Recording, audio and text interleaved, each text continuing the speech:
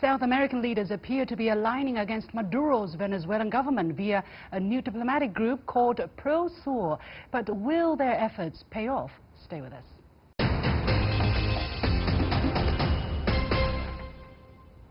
Leaders of some, but not all, South American countries are meeting in Santiago, Chile, to launch a new regional organization that seems specifically aligned against controversial Venezuelan President Nicolas Maduro.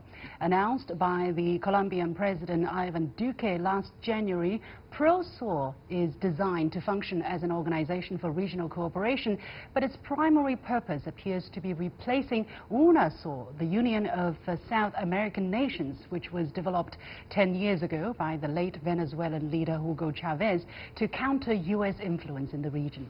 Now, leaders of 10 regional countries were invited for this week's summit, but not Venezuelan President Maduro.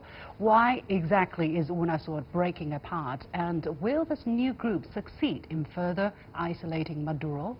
As the continent's heavyweight, what's Brazil's position and role on all of this? Joining me for the discussion in the studio are Dr. Alessandro Teixeira, a Brazilian professor of public policy at Tsinghua University in Beijing and formerly an economic advisor to Brazilian President Dilma Rousseff, as well as Einar Tangen, a current affairs commentator who specializes in political and economic affairs. Gentlemen, welcome to The Point.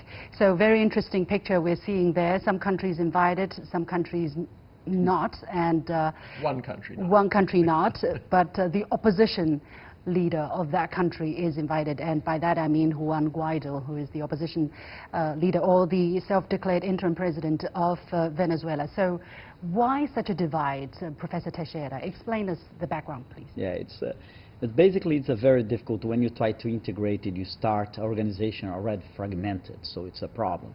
The division, I believe the division comes from the ideological and political area, because we know for sure that Bolivia and Uruguay are not participating, although they are invited.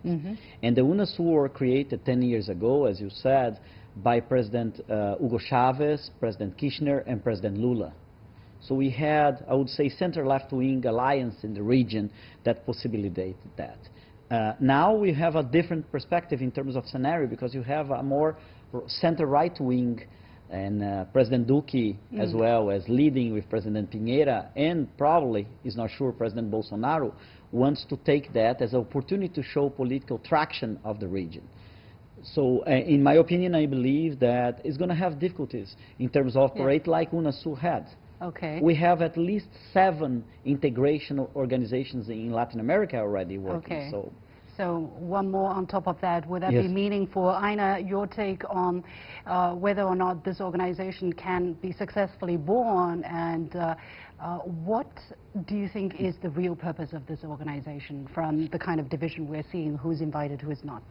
Well, obviously it's a reaction to Venezuela. I mean, by singling out the only country out of the 12 that's not invited, and it's as the minister pointed out, it's a right-wing, center-right versus center-left. So you have this kind of political seesaw going on. Obviously, UNASUR was not able to affect a lot of change, and this organization will have less chance, unfortunately. Somebody called it a fire brigade organization. It might be good at, helping each other with earthquakes or tsunamis, but probably not creating a unified trade policy. Can it be said that this organization was created to isolate Maduro? I think it's creating more than that. I think just to isolate Maduro is one of the consequences.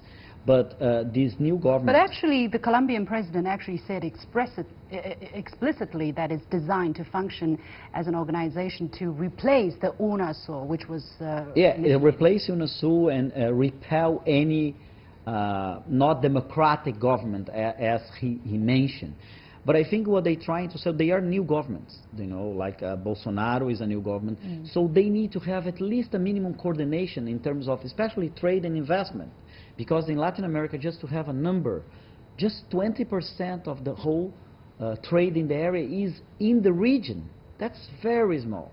So the question here, and we are talking about this before we sat in the show, is that how is going to be this possible if they tend to align their foreign policy a lot to the U.S. government? So you need to have some liberty in terms of foreign policy. in the region to put them together. Yeah. So how do you see the chances that this organization will be alive and kicking from day one? Minimum. Minimum. I think they can work for some time, but if you don't have a mission, if you're born fragmented, especially in Latin America, there is not a lot you can do in terms of economic integration or social or cultural integration. What will be the lifespan, even if this organization is successfully delivered and stand on its feet for an initial period of time? How viable it can be if it is born along some kind of an ideological line? Because governments come and go, right? The politics shift from left to right to the center. Einar. Well, it's kind of saying I was born a cripple, but I want to run a marathon. I mean, it's just not there. It's not in the cards. You're going to continue to see these organizations popping up in relation to issues. The fact that there are deep divisions within South America that need to be solved within South America. The most unfortunate part of this is that Donald Trump weighing in has actually given sympathy to the Venezuelan government and probably kept it going longer than it would have. But things like this, which are politically aimed at just killing off one country, I don't know that this is this kind of I know you say it's a multi-purpose vehicle, but it seems right now politically single-purpose. What will be the role of Brazil? I mean, so far Brazil has had a rather measured position when it comes to Venezuela, right? They want to see a negotiated exit of Maduro, and but they are not one of the initiator of this PROSUR. Brazil is invited, I understand, but do we know who is going to be sent to attend that conference, and what will be Brazil's position? That's a very important point, because in any kind of international organization, especially for integration and coordination of policy, you need to have leadership. It's very important the role that Brazil is going to play, because more than 50% of the economy of the geographic area is from Brazil. So if the Brazilian president is not personally engaged, there is no future of the organization. And by now, what we know and what the government has discussed, they are not sure if they have availability of agenda, because the political internal agenda in Brazil is very heavy. We have very important reforms that we need to go through. So how important that's going to be resides in the definition of the president. By what I know so far is not an important issue to be raised. So how does that fit in, however, with the long-term vision of Brazil to be a regional leader? I'm sure Brazil is a regional heavyweight, as I said in the beginning. It seems that Brazil is eyeing much further from what we've seen coming out of the meeting between him and U.S. President Donald Trump, the ambition to join NATO, and also Brazil shrugging off the title as some kind of a developing country in the WTO, meaning it wants to go a bit further higher than that. Einar, how do you see the kind of trajectory of Brazil's ambition in those regards? Well, right now, yeah, I mean, the current president didn't go to college and things like that. I don't know that he has that much experience. I think he's really looking at domestic concerns. I would agree with my colleague here that it's very unlikely that he's going to try to get into the international regional stage, especially because he has so many things happening today. Today there was an arrest of one of the former president. Yeah. So I would agree. There's just not a political will to start doing this. He obviously is not keen on the situation in Venezuela, but is it his first priority? Yeah.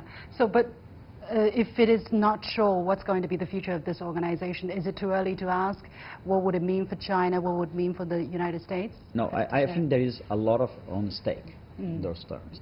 Why? Because China has increased a lot, not just trade, but investment in the region. Sure. Is the first trade partner of Brazil, the first trade investment and trade partner of many countries in Latin America. Just to have an idea, 55% of the whole, in the last decade, investments that China made in Latin America goes to Brazil. So depending how Brazil aligns its foreign policy, it's going to impact a lot in terms of trade, especially for raw materials and agricultural products. Yeah. And Brazil leads Latin America in one way or another. Example, we are talking about Colombia, we're talking about Chile, but we need to remember Argentina. We need to remember Peru. It's a very important strategical decision that Brazil leads the region. I just want to add one thing. I mean, Venezuela has gone to Washington. He's offered 3 concessions to Donald Trump. Donald Trump said simply, we'll treat you like an ally, like a NATO ally, but that simply means that this will clear the way for the U.S. to sell more advanced weaponry to Brazil. So in essence, Alessandro is going to go home empty-handed. This is not going to look good. He might not be as friendly towards Trump in the future. But this is very important for China because consistently the current administration in Washington is offering very little in terms of real aid or help with development, whereas China is doing quite a bit. Professor Teixeira, how do you look at how do you look at the kind of stance Bolsonaro is expected to take vis-à-vis China and the United States? We heard in the news that he was questioning, right, whether China was buying up Brazil or stuff like that. But from former Brazilian ambassador to China, from his personal meeting, he was telling me on this show that he saw determination in the government to continue pushing bilateral ties. That's very important. What the president thinks is one thing, and the rest of the government and the private sector is another thing. What we know in the society that the agriculture minister and all the ministers in the economic area, they know that China is a key partner for Brazil. Okay? Without China, we're going to have severe problems in the external accounts of Brazil because we depend on the partnership of China. So at the end of the day, I think he's going to realize that we need to have a strategical plan with China for the future, even in the participation of WTO and OCDE and different organizations. Will this position, will this recognition have a bearing on his decision towards UNASUR or PROSUR? He's already decided that he doesn't want to participate in UNASUR. UNASUR really didn't have the tracking for being an organization. So as well, he thinks the same probably from PROSUR. What he's thinking is that less of Latin America, but more the important role of Brazil as an international and a global player. Okay, Einar, finally, how do you look at the kind of relationship that China is going to have with Latin American countries in general, now that we have more center-right governments in power in Latin America? How does that look for China? How does that look for the United States? I would defer to my colleague here on this one. I mean, the fact is that China is the second largest trading partner of South America, and it will continue. It's the largest investor in South America.